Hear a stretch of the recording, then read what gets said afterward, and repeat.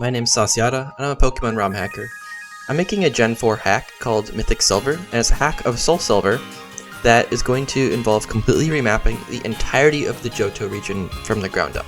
And in this part, I am remapping Route 34, which is directly below Goldenrod City, and I'm making a new place called Precipice Park. So Precipice Park is all about verticality. I am going to make this place extraordinarily high and also pretty low. So I'm starting with the low part first. I want a little bit of a cave system that the player can walk around in and find some lower to the ground Pokemon, some ground types, some rock types, some cave dwelling Pokemon, and the like. And I'm going to have a higher up place where you can interact with maybe some flying type Pokemon. We're going to have a lot of events happening in this area. There's going to be some encounters with Team Galactic and their nefarious so-called plans. And the idea here is to have as much variety in textures in this map as possible. So if you've ever played the original Heart Gold and Soul Silver, you will know that the monotony of the textures is it's quite a lot. You'll notice that every single town looks the same, there's the same type of buildings, the same texture of trees, and it's kind of boring to look at. So the idea here is to hopefully make that not the case. So hope here is to have as much variety in different types of trees and different types of heights, so that the player gets a experience walking around, exploring it, and interacting with the environment. Obviously, there is these Pokemon aspects to this where we will be, battling and training and stuff. So we want every part of this to be exciting and new for the player, something new and different to explore. So here I am working on the low to the ground part of this, Precipice Park. And so these different cave systems will let you warp to different other cave entrances, and the player will have to navigate under the ground, which is kind of fun. I'm trying to make it as intuitive as possible, and I'm going to reward the player by giving them good items, such as like citrus berries, lumberries, maybe even a life orb if they can find it in a remote area of this map. I also am going to start working on the heights part of Precipice Park soon, and the idea here is to have a stark contrast. It's supposed to be a low versus high sort of thing, juxtaposition of heights. Here I'm making sure that the park is one way in certain areas, so that if there's an item I want to place, then the player has to explore the park thoroughly to find it.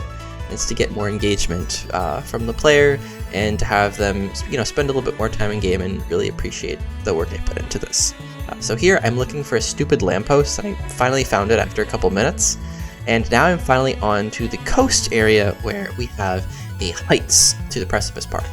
And so getting all these tiles to line up was kind of a pain, but I eventually figured it out, and I'm going to start outlining the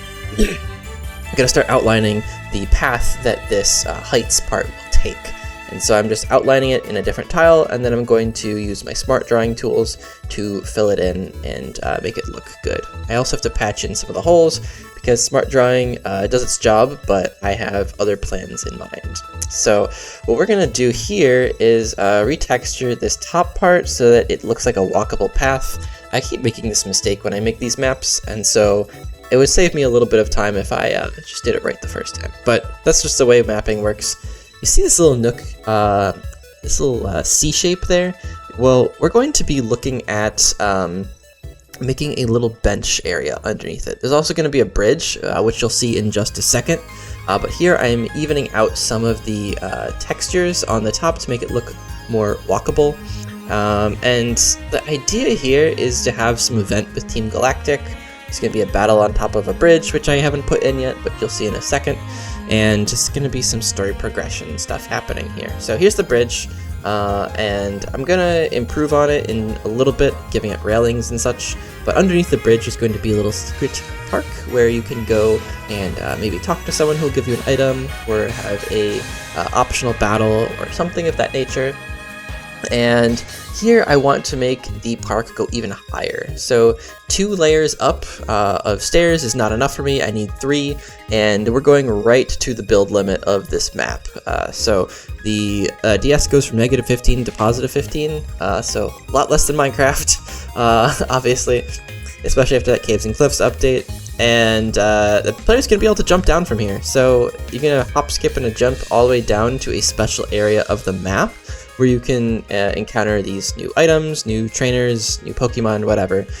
So the idea here is to really reward the player for exploring. Obviously, they can just run straight through this, do the story mission if they want. They just want to run through the game quickly. There's nothing stopping them from doing that. But obviously, I put a lot of time into this, and I would, like people to explore and see what I've done. So I realized that it might be helpful to show the player they can walk over to the right. So I have a path that directs you over to the right, but then I realized I don't have any interior corner tiles because the person who made these just didn't have it. I'm guessing that in vanilla you don't ever see it, so the tile just doesn't exist.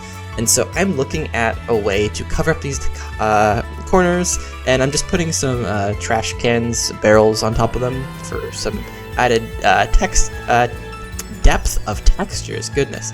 And so you cover up the Z-clipping that's inevitably going to happen. So here I'm patching up some more holes, and you'll notice that I'm not really patching up too much in the back because the player's never going to see it.